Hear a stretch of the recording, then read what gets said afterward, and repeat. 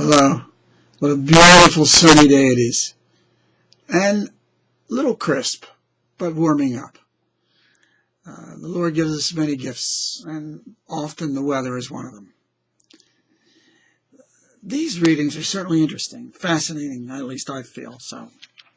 It starts off on this 30th Sunday with the book of Sirach, in chapter 35, 12 to 14, 16 to 18. And basically what it says is the person is crying out to the Lord when in need. And there's a confidence that the Lord will hear and respond in the favor of the person who cries out in their need, pleading to the Lord to help. That sets the tone for these readings. The gospel reading now. Luke chapter 18, verses 9 to 14. When I was growing up, this was called the reading of the Pharisee and the publican. The publican was obviously a tax collector, according to this, and a sinful person by that fact, that he collected taxes from the Hebrews for the Romans. First of all, the Pharisee comes in, filled with himself, refers to himself as just a wonderful success, and compares himself to the tax collector, saying, look how good I am and how terrible he is. He's making judgments too. Well, he's taking the role of God upon himself. He's basically saying, I have done it all for myself, and I judge this other person as a complete and total failure. Well, God's the one who does good things, and if it doesn't originate in God, nothing good is ever done. Secondly, only God can be a judge, not ourselves. Doing it all for yourself and thinking you're doing a great job.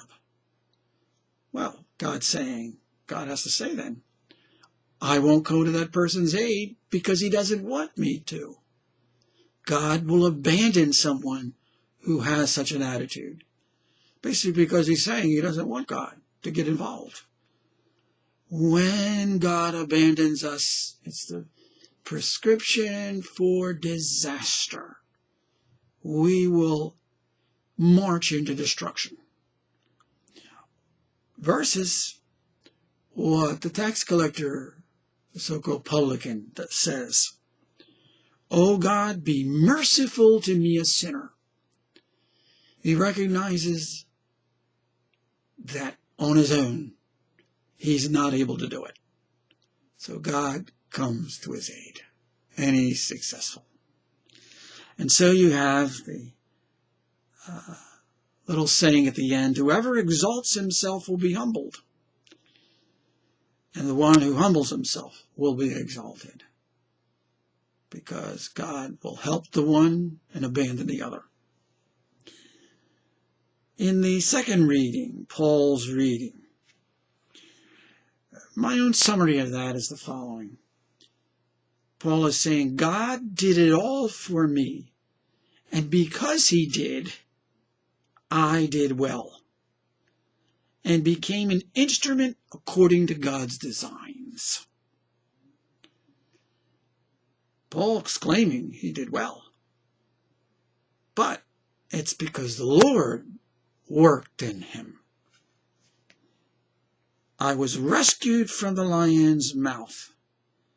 The Lord will rescue me from every evil threat and will bring me safe to his heavenly kingdom. To him be glory forever and ever. It is the Lord. It is the Lord. It is the Lord, and all glory be his. May the Lord work in our lives.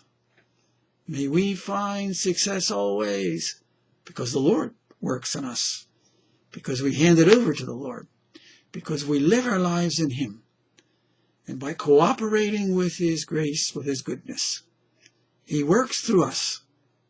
And His works through us are well worked. May the dear Lord be with us all.